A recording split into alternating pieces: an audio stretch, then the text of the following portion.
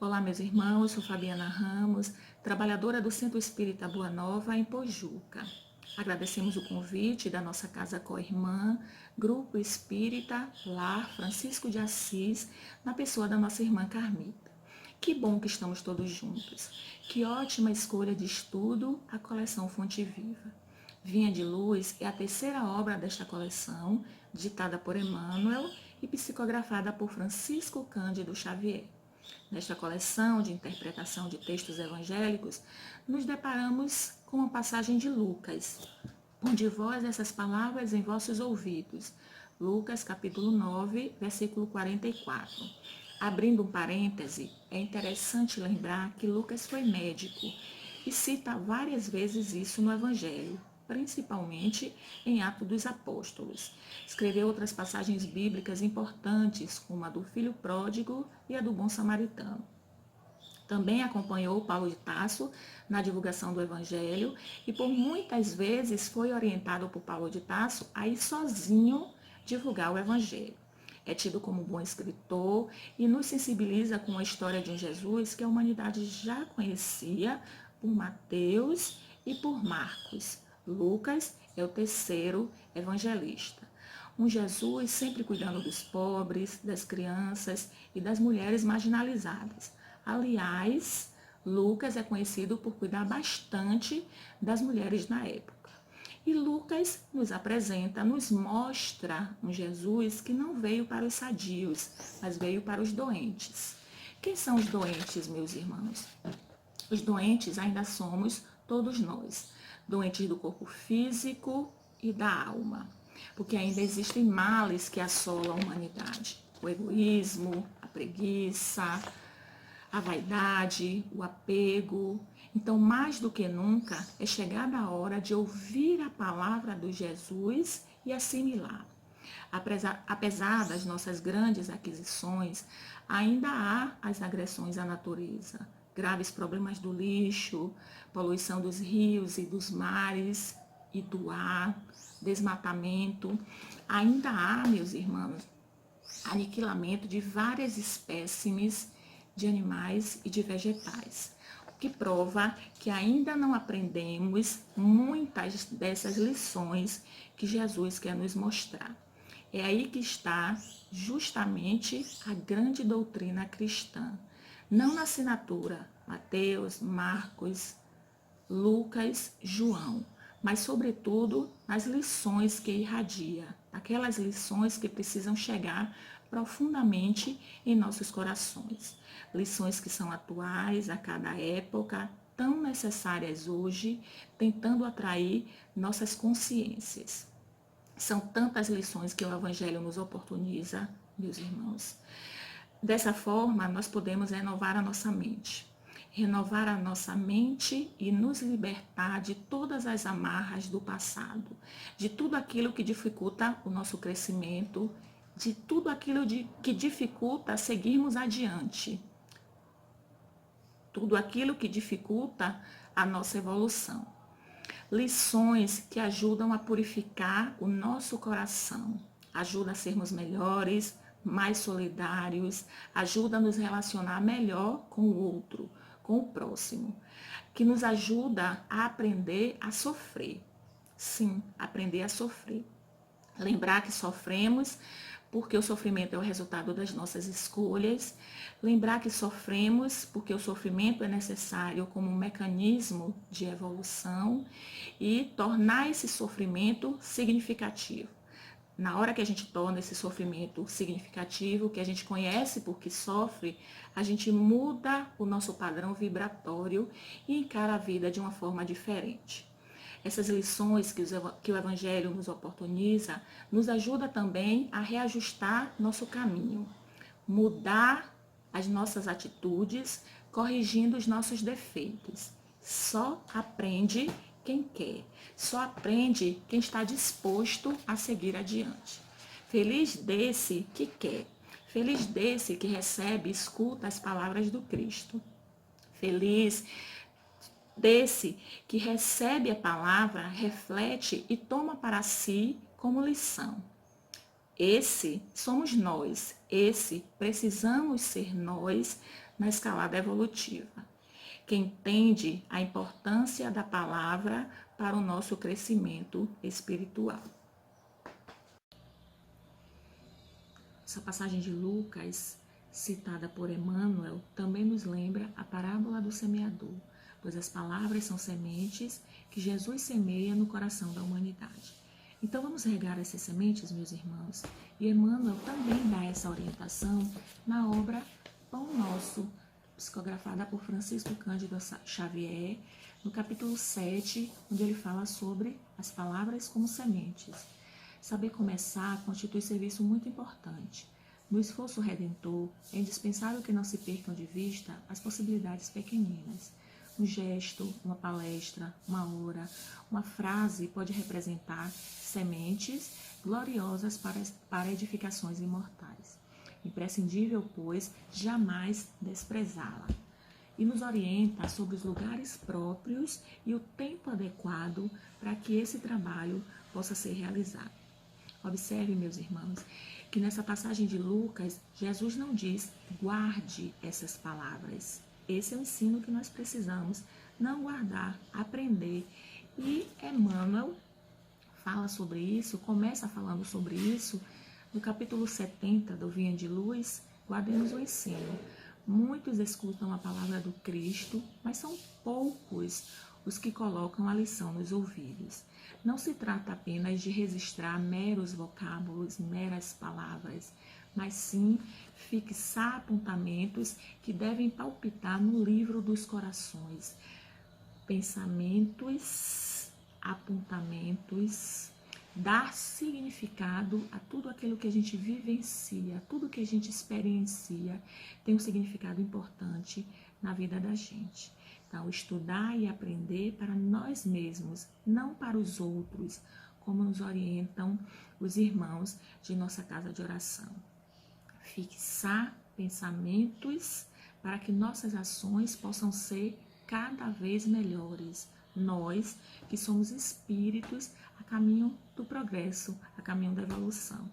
Então, pôr as palavras de Jesus em nossos ouvidos é libertar nossos pensamentos de tudo aquilo que atrasa a nossa evolução. E o Espírito Manuel Filomeno de Miranda nos lembra isso na obra Mediunidade, Desafios e Bênçãos. O pensamento é energia dinâmica em contínua movimentação. Pensamento, energia dinâmica em contínua movimentação. Formas pensamento que irão determinar verdadeiramente quem nós somos. Qual o significado que nós damos a essas lições em nossa vida? São significados produtivos? A gente usa essas palavras, reflete sobre essas palavras de forma positiva? E essas palavras têm um significado importante, têm um efeito importante na vida da gente?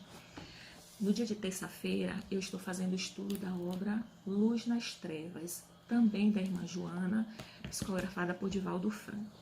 Depois que a gente faz o roteiro de estudo de vibrações, que foi orientado pela equipe espiritual de nossa casa de oração, eu faço o estudo dessa obra. E no capítulo 1, Joana trata justamente sobre o uso da palavra. E ela diz assim: instrumento de alto significado é o verbo que faculta a comunicação e a convivência entre as criaturas. Com o brilho de cada palavra, compôs as novas alegrias que permanecem como roteiro mais seguro para a vivência da plenitude. Até hoje, o seu verbo sublime vem merecendo cuidados e análises para transformar em terapia valiosa para os enfermos do mundo. Toma-o como exemplo, silenciando quando não possas ajudar, ou enunciando-a somente para socorrer. A palavra é neutra na sua estrutura linguística. O uso que dela se faz dá-lhe um sentido libertador, feliz, ou torna-se ácido destrutivo que arde no íntimo daquele que a expressa. Tende cuidado com a palavra. Aprende a usá-la para a edificação do bem e da verdade. Seja tua a palavra de bondade que intercede a favor, que ampara e ergue o ser infeliz as culminâncias de sua jornada.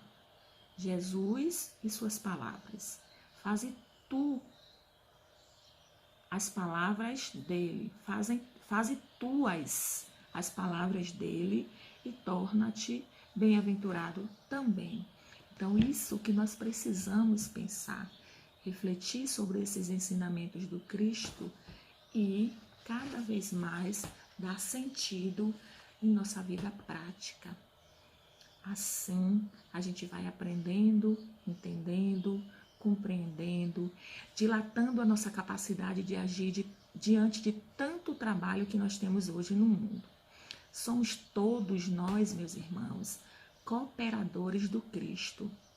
Mas são tantos infortúnios ocultos que ainda temos. Quais são os nossos infortúnios ocultos? São as grandes calamidades? É a pandemia?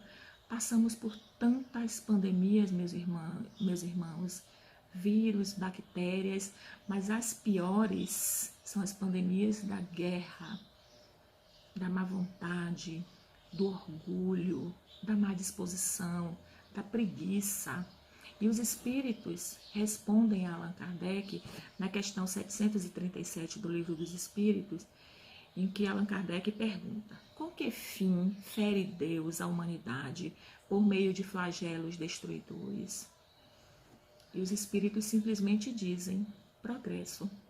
Precisamos passar por todas essas situações como necessidade evolutiva para que possamos progredir. Qual a lição que tiraremos dessa pandemia? Qual o efeito que essa pandemia vem provocando em nossas mentes? Que tipo de significado estamos dando a esse isolamento social? Essas grandes catástrofes tocam fundo no nosso coração. E hoje nós podemos nos colocar como voluntários, nós fazemos caridade, nós falamos com o vizinho de uma forma melhor, o próximo se tornou mais próximo. Mas e os infortúnios particulares? Quem é que educa mais? Não tem como a gente mensurar. O que a gente precisa é entender. Talvez entender a palavra seja uma das questões mais perturbadoras para aqueles que creem realmente na mensagem do Cristo. Entender não é suficiente. Assimilar é complicado. Praticar, muitos acham que é impossível para a nossa sociedade. Não existe impossível para aquele que crê, para aquele que tem fé e bom ânimo, meus irmãos. Todas as dificuldades que passamos são normais para um espírito que está em crescimento. Damos pequenos passos devido às nossas limitações, principalmente limitações morais. O que a gente não pode é ficar parado. Cada esforço que empreendemos é um grande passo dentro da nossa própria evolução pessoal. E como diz Emmanuel, não adianta ter a certeza da sobrevivência da alma, das vidas sucessivas, sem nos prepararmos aqui na Terra para a vida espiritual. De que adianta estudarmos tanto, pensar tanto e refletir tanto, querer tanto uma vida espiritual, se a gente não tem preparo para chegar até lá? É um esforço de habilitação para nos reconhecermos primeiro como espíritos que realmente somos. Então, nós precisamos de estudo e oração, ampliar nossa percepção, nos conectando com Deus, conectar com equipes de benfeitores espirituais, conectar com o nosso mentor, desenvolver nossa capacidade de reflexão com o auxílio da meditação, por exemplo, tão importante nesses tempos de pandemia. As nossas casas de oração oferecem muitas oportunidades para isso, mas a gente precisa ter momentos de disciplina em casa. Somos espíritas não somente dentro da casa de oração. Então, esta é uma prova que nós estamos passando também muito necessária para o nosso crescimento. Todos os dias nós somos levados à hora do testemunho, em casa, no trabalho, em todos os lugares onde estivermos. E qual o nosso comportamento como cristão? Antes de tudo, quem somos nós como cristão? como nos asseverou a irmã companheira, uma benfeitora que faz parte da equipe espiritual de nossa casa e que nos auxilia no estudo e na parte mediúnica, precisamos ser cristãos onde quer que estejamos. Pensemos também, precisamos estar receptivos. O que é que Jesus quer nos ensinar? O que eu preciso aprender? O que eu preciso mudar para melhorar? Alguma coisa a gente precisa mudar. Como eu posso ajudar Jesus? E a pergunta célebre de Paulo de Tarso, que continua ecoando em nosso consciente. Senhor, o que queres que eu faça? Como encontrar Jesus na passagem por esse mundo tão cheio de provas ainda? Num problema difícil, na solução desse problema, na doença, na cura da doença, em vários momentos podemos estar lado a lado com Jesus. Mas precisamos também testemunhar nossa fé, servir de exemplo para outras pessoas. Precisamos praticar, colocar em prática todos esses ensinamentos que o Mestre Jesus nos coloca todos os dias. A prática, ela dirá quem nós somos. Precisamos nos dedicar ao serviço, ter força de vontade, desprendimento, nos desenvolver como seres humanos para que possamos nos desenvolver também como seres espirituais. E Jesus está sempre a nos amparar. A gente sempre se refere a Jesus como mestre, claro, devido à sua superioridade moral e porque ele nos ensina. Mas lembremos, Jesus é o nosso irmão. É o nosso irmão mais velho, é aquele que tem mais experiência, é aquele que é o nosso modelo. E o Espírito de Verdade nos lembra isso no Livro dos Espíritos, na questão 625, qual o tipo mais perfeito que Deus tem oferecido ao homem para lhe servir de guia e modelo? E os Espíritos respondem simplesmente Jesus. Jesus é o nosso modelo e guia da humanidade. Então, onde praticar? Olha ao seu lado, em casa mesmo. Nesse tempo de distanciamento social, a casa é o ambiente ideal. Pode enviar também uma mensagem, a foto de uma página do livro que você está lendo, para que a pessoa possa fazer uma reflexão sobre aquele ensinamento. Muitas vezes a caridade nem é material, essa é fácil de ser exercitada, mas a caridade moral exige de cada um de nós exercício de valores nobres. É apenas uma palavra, um olhar, tão importante nesses tempos de pandemia, com a gente usando máscaras. Nunca um olhar amoroso foi tão importante para nós. Então vamos lá. É chegado o momento de grandes mudanças em nosso planeta. Mudanças profundas, meus irmãos. Já estamos no mundo de regeneração. É preciso cuidar do corpo e do espírito, como nos lembra o Espírito Jorge no Evangelho segundo o Espiritismo. Evitar os excessos de todas as classes. E tudo fica compreensível e simples quando a gente começa a refletir que nenhuma mudança vai ocorrer se não partir do nosso próprio esforço, da nossa própria vontade. Esforço individual é importante, mas a gente não pode esquecer do coletivo. Vivemos no coletivo, evoluímos individualmente, mas evoluímos também coletivamente. E todas as condições do planeta hoje nos incitam para melhor.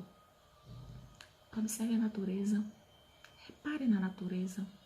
Equipes espirituais vibrando por todos nós, em todos os lugares, nos hospitais, nas ruas, nossas casas de oração, em nosso lar, nos intuindo sempre no bem. Vários exemplos de prática no bem realizada por muitos encarnados. Vamos divulgá-las, vamos compartilhar ideias boas, exemplos bons, porque como é que a gente vai evoluir se a gente não der nenhum passo, nenhum movimento de esforço? Observe a borboleta, como ela surge, a partir de onde ela surge. De um grande passo, de um grande processo de transformação. E esse processo de transformação requer mudanças externas e internas drásticas. Drásticas no sentido produtivo. drásticas no sentido que requerem da gente paciência, resignação, renúncia. Além disso, significativas mudanças na forma de pensar e principalmente em nossas ações. Então a gente precisa repetir. Precisamos mudar de forma significativa nossa forma de pensar e as nossas ações, porque chegamos a 2020, 21 séculos depois, e Jesus continua fazendo esse apelo que Emmanuel nos lembra na obra Vinha de Luz. Ponde vós essas palavras em vossos ouvidos. Guardemos o ensino como nos orienta Emmanuel, porque continua escasso o número de trabalhadores qualificados para a edificação do reino de Deus na face da terra, justificando a palavra do apóstolo Paulo, o apóstolo dos gentios: desperte tu que dormes. Então, mãos à obra, faça-se tudo para a edificação, como também diz Paulo. Passamos por grandes fenômenos e revelações, precisamos agora de iluminação. Então o trabalho pertence a todos nós, é o arado da disciplina e da responsabilidade. Jesus está entre nós, ao nosso lado, trabalhando, e sua infinita bondade se revela em todos os setores onde o amor esteja erguido, elevado. Então aprendamos o quanto antes. A doutrina espírita nos conduzirá a uma completa reformulação de nossos valores, para que possamos nos tornar homens e mulheres aptos, no melhor sentido da palavra, dignos de habitarmos esse mundo de regeneração que foi tão esperado por nós. Lembra quando a gente dizia: nosso planeta está passando de provas e expiações para um mundo de regeneração. E cá nós estamos, nesse mundo de regeneração. E a melhor estratégia de divulgação é o nosso exemplo como cristão. André Luiz, na obra Agenda Cristã, nos diz que o conhecimento espírita é a orientação para a vida essencial e profunda do ser. Então, esse conhecimento espírita vai nos auxiliar a ditar normas de comportamento que vão traçar caminhos retos para que nossa alma, para que nosso espírito ascenda, eleve-se, torne-se apto. Então, deixemos as vidas vazias, como diz a irmã Joana, e lembremos que Ele não desiste de nós. Ele não nos perde de vista nunca. Não é o caso de começar a pensar nele agora e segui-lo? Para finalizar, eu gostaria de deixar uma frase interessante dessa obra Luz nas Trevas, nesse momento de reflexão tão importante e que muitas vezes podemos ficar aflitos e ansiosos, mas a gente sabe que Jesus não nos perde de vista. É uma mensagem de Joana na obra Luz nas Trevas. Brilham na imensa treva estrelas alucinantes, que são os missionários de amor e entrega terrestre, em benefício da paz e do amor, anunciando claridades que virão. Que assim seja. Muita paz para todos.